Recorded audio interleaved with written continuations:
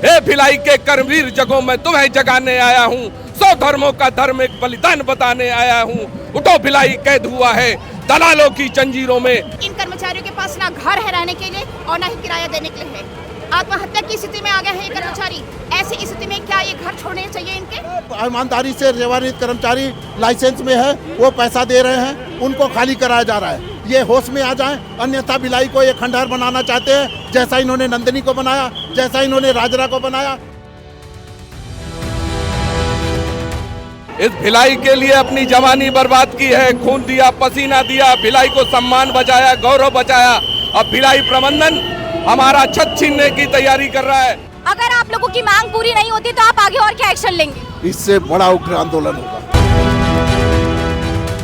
नमस्कार, इस वक्त मैं मुर्गा चौक के पास मौजूद हूँ। मेरे आसपास आप काफी रिटायर्ड बीएसपी कर्मचारियों को देख पा रहे होंगे। यहाँ पर सभी के सभी धरना प्रदर्शन कर रहे हैं, रैली पर निकले। क्यों निकले सर, क्या कुछ रीजन है, हमें बता दीजिए।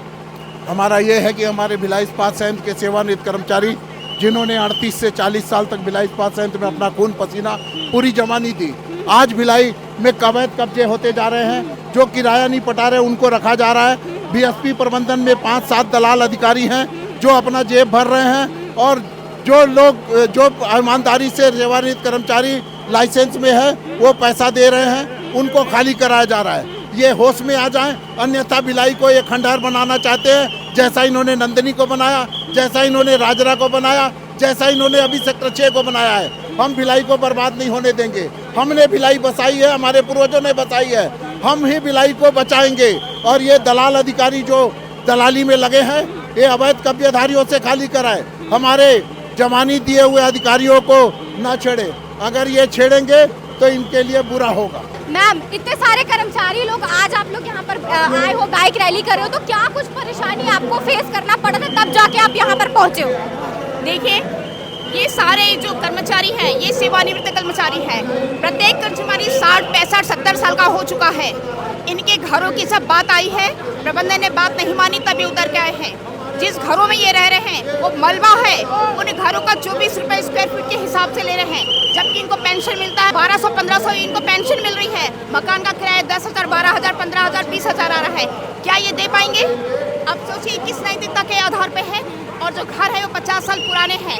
मलबा है, मलबा का किराया 24 रुपए स्क्वायर फीट के हिसाब से लेने के लिए, तो ये इन कर्मचारियों के पास ना घर है रहने के लिए और ना ही किराया देने के लिए है।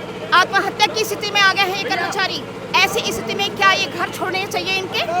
प्रधानमंत्री जी कहते हैं आवास दो, ये आवास छीनने का काम कर रहे हैं। तो ऐसी प्रबंधन को क्या कहना चाहिए? क्या मानवता नहीं है इनके अंदर? भिलाई के बाहर के गांव को गोद लेने की बात करते हैं, और भिलाई के जो कर्मचारी है जो यहाँ है, माँ बाप की तुल्य है, उन्हें घर से बेदखल करने की बात करते हैं। तो क्या मानवता रह गई है? नैतिकता रह गई है? ऐसी स्थिति में ये कर्मचारी जो उतरे हैं जमीन पर, अपने घरों से भारी तपती धूप में यहाँ पर आए हैं, अपने मकान की लड़ाई के लिए आए हैं, अपने आत्मसम्मान के लिए आए हैं, और ये अपने आत्मसम्मान के लिए लड़ रहे हैं। अगर आप लोगों की मांग पूरी नहीं होती तो आप आगे और क्या एक्शन लेंगे? इससे बड़ा उग्र आंदोलन होगा। इतना बड़ा आंदोलन होगा कि भिलाई प्रबंधन की जवाबदारी होगी, भिलाई प्रशासन की जवाबदारी होगी कि वो लोग देखेंगे कि भिलाई की जनता किस तरीके से आंदोलन करती है।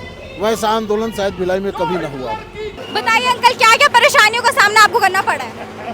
हमने 60 साल इस भिलाई के लिए अपनी जवानी बर्बाद की है, खून दिया, पसीना दिया, भिलाई को सम्मान बचाया, गौरव बचाया।